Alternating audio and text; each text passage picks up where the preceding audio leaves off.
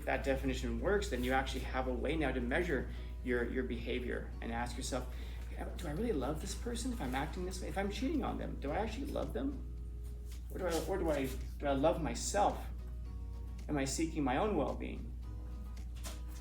Am I actually desiring my own well-being? And if that's the case, you very, very well might just be wrong about what your well-being is, because in order to desire your well-being, I have to know what's good for you. In order to seek my own well-being, to love myself, I have to know what's good for me. And I mean actually good. Not like, ooh, can I get away with twirl my mustache? Can I get away with this? But I've got to know what's actually good. I have to know what goodness is.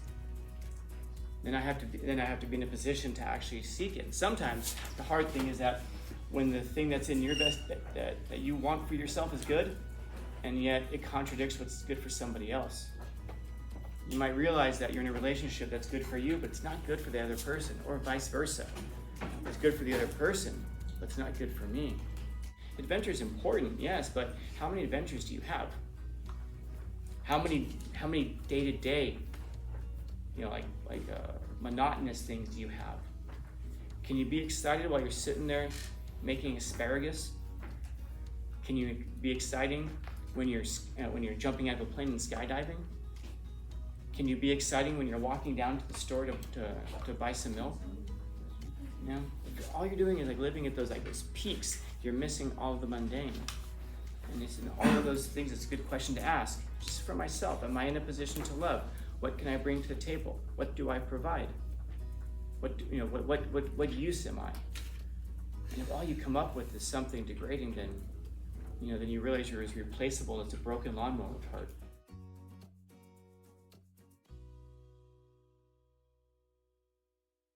You think I have an evil side? Yeah. You beat people up for fun. Yeah. I wasn't asking you though. You think I have an evil side? Maybe, yeah. I like how he says maybe as he's nodding. Maybe. Yes. Maybe. Yeah, because you said everyone unless somehow oh my goodness. Do you have an evil side? I guess, yeah. I guess so, yeah. Yeah, I mean, everything. And it is important to know that about yourself. We've talked a little bit about that, right? About the monsters in the closet. We talked about that in this class, right? Yeah. Yeah, so we know where those monsters come from. They come from inside of us. And that's what society does. That's what families do.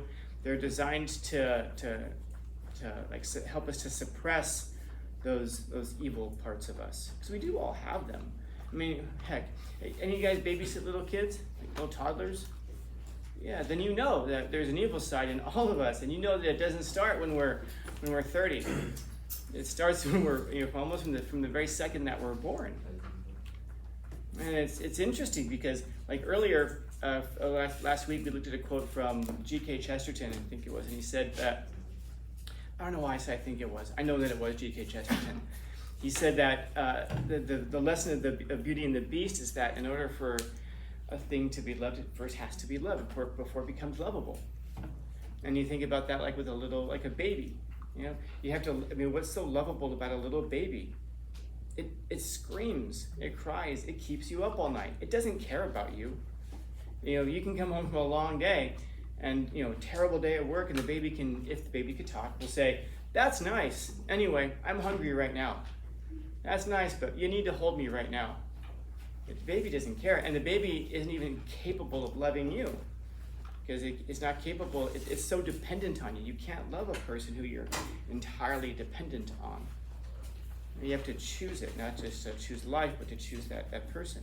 And so a baby's not even capable of loving you, so it's not even like you're loving it back. You have to love a baby before it's lovable, and certainly before it loves you. And so that might say something about the nature of evil, because if you don't love a baby, if you don't take care of it, and just kind of leave it to its own devices, it becomes evil. In other words, if you try that sometime, give it for a day, give a toddler everything they want. See how they behave at the end of the day. See if you're still alive at the end of the day. See if you're not in jail. You sit next to a toddler in prison. What do you think? We should leave. You think we should break out? Okay, when that guard comes through here, we're gonna attack the guard, okay? The toddler's gonna get you in a lot of trouble if you do what they want you to do, and that's because they don't even recognize evil in themselves. To them, it's just Tuesday. Interesting. So it almost sounds like the evil part of us is as natural as, maybe even more natural than the good part of us. Okay. Others. Yeah. I think in this quote can also mean that people who are evil or turn evil do this because they haven't or they never experienced enough love. How much is enough? I know you can't really quantify it, but it's just something to think about. Like, do you think that, do you think you can, how about this? Like, once a person is behaving evilly, do you think you can turn them away from evil by giving them love? Yes. Not sure. You said yes? Yes. Why? Star Wars taught me that. Star Wars taught you. So who was loved and who became Darth Vader. Darth Vader? Yeah. So the Darth Vader thing is really is interesting. If any of you guys know Star Wars, then yeah, I imagine some of you do. Well, what makes Darth Vader become Darth Vader? His wife dying, or Him seeing a vision of his wife dying. and being lighted by the Yeah, council. but what's the it? What's the it? Because it's not just that his wife dies. It's not just that he has he's trying to stop it. Why? Like, what is? Because there's something deeper that's motivating him there. It's way deeper. What's that? And wanting power. He wanted power. That's what it was. He wanted to be in control. He didn't like the fact that his mom died, and that he feels like he could have done something about it if he had been there. But that's because he thinks he can be in control. And if you think that you can be in control, and then when something goes wrong, it's like, well, gee, I could have fixed this if only I had more power. How does a dictator come into power? He wasn't granted the rank of master. Because he wanted recognition, yeah. And there's a word that's in there. And by the way, there's a word that's built into that is completely contrary to love. 'Cause we're talking about a good love, which of course is going to beg the question now about what would be we'll call it a bad love. And there's like one word that I think can kind of summarize the whole bad love thing. Pride. To live out of pride. Like, you see people who will pray and pray and pray and beg and think and dream and whisper about trying to find a relationship, just wanting someone to love them. And as soon as they find someone, the answer to all their dreams, all their prayers, they then start looking around to see if there's somebody else that they can start to, upgrade. Maybe there's somebody else out there now. Because once you find one person to love you, you've proven that you can be loved. Not even that you're lovable, but just that you can be loved. But then people start to look around to see if they can upgrade. Is there somebody else out there? And then if they hear somebody else likes them, it's like, oh, really? Because it's an appeal to that pride. That pride, the desire for power is exactly that. Pride. If only I was in charge, I can fix anything. It's like, it's not too far when you hear people say things like, communism is a really good idea, but it just hasn't been done properly yet. That is a scary statement from people. What that person is essentially saying is, if I was in charge, I could do it properly. I can fix all the world's problems. If only I was there. How many times do we have to see that system murder? 150 million bodies piled up in the 20th century alone? Yep. From people who are trying communism who just haven't done it correctly yet? And then we're going to say, but you know what? One more time. And there's a pride there, and it's not even, yes, it's a pride in the self, but it's also a pride like we as humans can fix all of the world's problems. I don't know, man. I don't know, because you still have to grapple with the thing about human nature. And that's why when you look at something like communism denies that there's even such a thing as human nature. They think that human behavior and attitudes are entirely shaped by social circumstances. And so, yeah. So they think that it's all shaped by social circumstances. So if you want to create different people, create their social circumstances, but denies that there's such a thing as human nature. And that's the part about us, man. There's good and there's bad. There's pride and then there's selflessness. There's pride and then there's actual real love. And if I ask that question, like, what is love? I appreciate nobody singing the song after I say that, because it gets stuck in all of our heads for 2 weeks. If I ask you what is love, how do you answer that? You say it's a feeling. Well, what kind of a feeling? You know, it's like an emotion. Yeah, what kind of an emotion? It's like when you get butterflies. No, I'm not asking you what it feels like. I'm asking you, what is it? Like, how would I, if I were to say that I was doing something for somebody and I was doing it from love, what would I mean by that? How could I prove that it was actually done with love? Oh, what's that? Devotion. Yeah, but you can be devoted to yourself. And you can be devoted to a person because of what they provide for you. You know, like I can, for example, I could be totally devoted. Like earlier, I was talking about the infant. An infant can be totally devoted to their parents. Why? Because they provide for them. Some of us still have that thing in our heads where it's like, you know, family above all else. Why? Because it's family. Yeah, but why does that matter? What's that? John Toretto. Yeah. So it'd be that question: why does family matter so much to us? And then it's, to some of us, it's such an absurd question. It's like, it's just obvious. It should. Yeah, but why? And when you get to the it at the when you get to the it there, what it usually amounts to is because that's your support system. Those are the ones that you're dependent on. Those are the people that you're devoted to because of what you get from them. And we're socialized, you know, from very little. That's what we're comfortable with. I say that, by the way, and people sometimes think I'm saying it's a terrible thing. I'm not. I'm just saying, understand the it at the bottom there. Why does family matter so much? And ultimately it comes to this thing. It's a price because of what I can get out of it. And so figuring out what love is really hard for a lot of people.